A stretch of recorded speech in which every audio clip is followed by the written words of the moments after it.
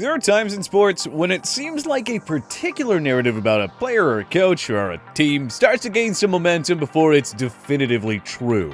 But somehow, some way, over time, the narrative just sort of gets spoken into existence. Call it a hot take or an opinion or whatever you want, but they are all over sports media, both gassing people up and tearing them down.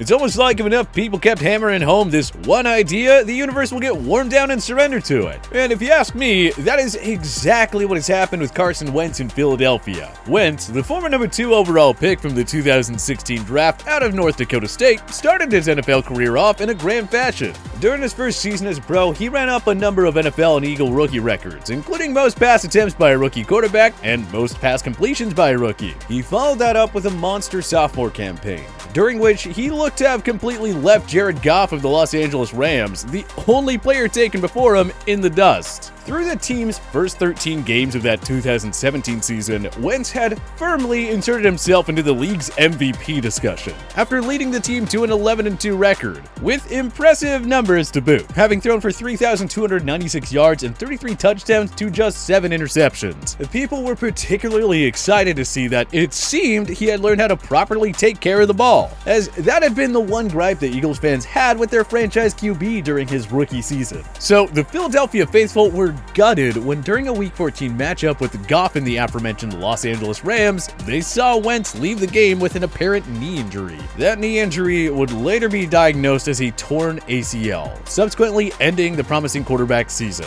Eagles fans' sorrows were misguided though, as the team ended up rallying behind backup quarterback Nick Foles, who ended up coming in there and leading the team to one of the most improbable Super Bowl victories of all time.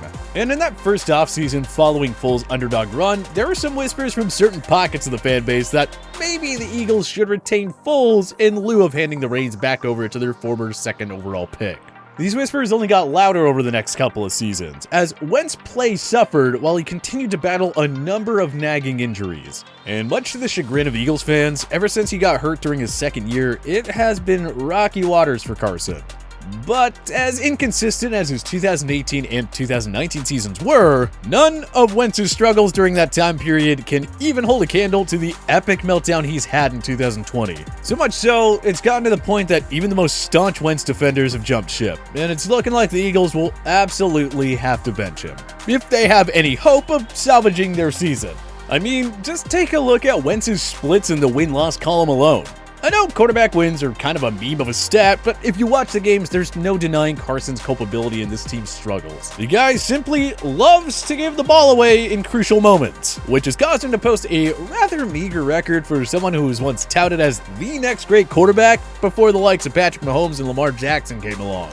I mean, just take a look at this play against the Los Angeles Rams. I know the game isn't particularly close, but does this look like a guy that doesn't absolutely love to turn the ball over? He basically stares down the Rams defender and fires it directly into the numbers. Like he's so desperate to complete a pass that he doesn't even care which team he's completing it to anymore. It's plays like that which have completely driven Philadelphia Eagles fans mad over the past few years. And it's gotten not just Eagles fans, but NFL fans in general so fed up that pretty much any and all of the murmurs about Wentz being next up have ceased. We've reached the point where people have started to look back at his prior body of work to see if there were warning signs that we perhaps might have been misguided by his first performance over his first 2 seasons. And rather interestingly, the closer you look at the wins that he was able to wrangle up, the worse his early success appears. Because to say that he has done the majority of his work beating up on terrible teams would be the understatement of the century. As a matter of fact, the sad reality for Carson Wentz is that the Eagles probably should and would have won many of those games regardless of who is at quarterback. I mean, think about the playoff game that Philly had against the Seattle Seahawks in 2019, when Wentz got knocked out of the game pretty much in the first 5 minutes of the contest. Josh McCown came in and the Eagles were still in the game the whole way. Close enough that had a couple of breaks gone their way, they might have snuck it out. The offense was moving the ball, they just couldn't capitalize in the red zone. And that defense held Russell Wilson and DK Metcalf to just 17 points. That's how good the supporting cast around Wentz has been.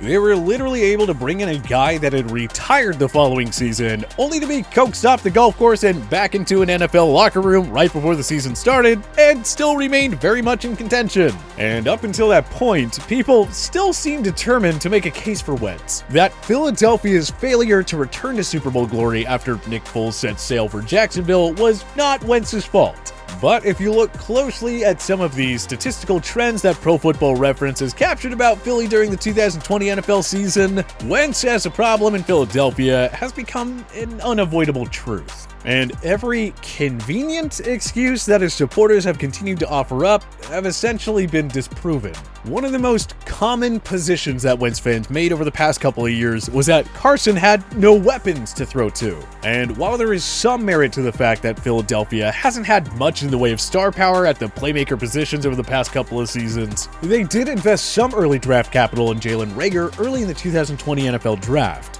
The Eagles' receiving corps has also notched the 12th best separation in the league in 2020, which should be plenty if Wentz is supposed to be this great up-and-coming quarterback. Really, all you need to know when it comes to the impact the receiving corps in Philadelphia has had on Carson Wentz and vice versa is the insane redemption tour that Nelson Agholor is having in Las Vegas with John Gruden and Derek Carr. Agholor was one of the most off-ridiculed players in Eagles history during his time there. Eagles fans were relentless on Agholor, arguing that the former first-round pick would never live up to his billing. But now that he's in Las Vegas and away from Carson Wentz, he's averaging 18.5 yards a reception and has 6 touchdowns in his first 11 games with the team. Carr has posted a 120.9 passer rating when targeting Agholor too, another number that would have been simply impossible with Wentz under center. The highest they ever got as a duo was 98.1. Wentz has also had 2 of the better pass-catching tight ends at his disposal over the past couple of years in Dallas Goedert and Zach Ertz. Yet, in 2020, Wentz has posted the 5th lowest on-target throw percentage in the league, at 71%, meaning he's missing his targets almost 30% of the time. Not to mention the fact that he's also posted a bad percentage of over 20%. For those unfamiliar with the statistic, it means exactly what it sounds like it means. It measures the percentage of bad throws that a quarterback makes, excluding spikes and throwaways. Which seamlessly brings me up to my next point as to why Carson Wentz has become unplayable for the Philadelphia Eagles. The guy simply has no idea what it means to throw the ball away or get rid of the ball quickly, and it has caused a litany of problems for their offense. On plays with 0 pass rush wins, meaning no defender beats his blocker within 2.5 seconds of the snap, Carson Wentz has a QBR of 44, and Philly's offensive line puts him in these situations often too.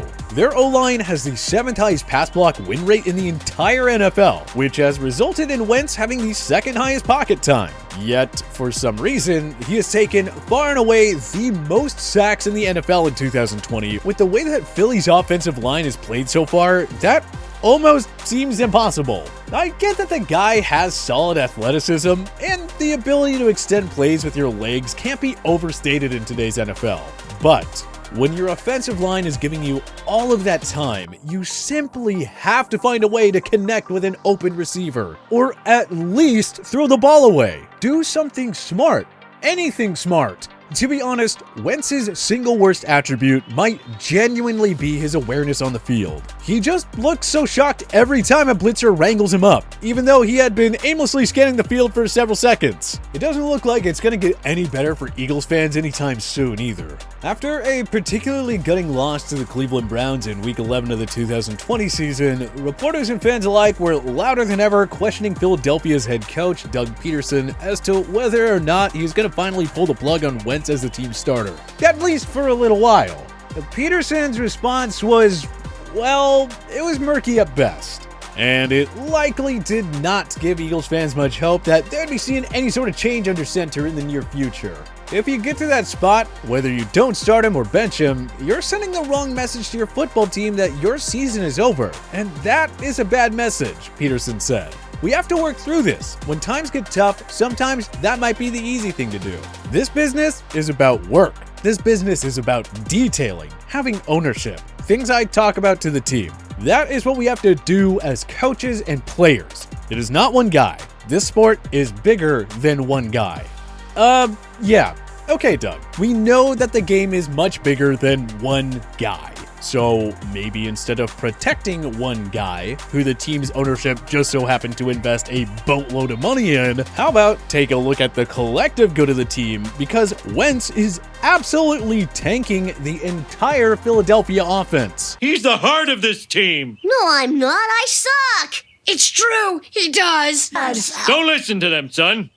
I have total faith in you. And at the same time, he's wasting an opportunity to capitalize on what is otherwise considered to be a decent football team in a terrible NFC East. With even competent quarterback play, the Eagles could be running away with this division.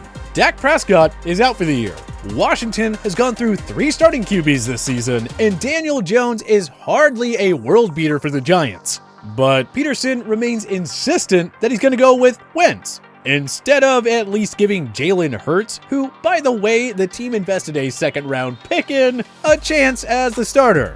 In the case of Hurts, he's had plenty of success at the college ranks, leading Alabama to a national championship as a sophomore before joining the Oklahoma Sooners as a senior and guiding them to a spot in the college football playoff. He fits the mold of some of the league's most electric quarterbacks of today, with plenty of arm talent to go along with an abundance of speed, agility, and the smarts to know when and how to use it. Hurts is just the type of quarterback to ignite the stagnant Eagles offense with his playmaking ability. And having learned under brilliant football minds like Nick Saban and Lincoln Riley, he should be more than ready to step in and produce right away at the professional level. It's just a matter of whether or not he'll actually get his chance. But at some point, you have to think that sooner or later, Peterson or someone in the Eagles front office will come to their senses and at long last, bench Carson Wentz. But hey, what about you?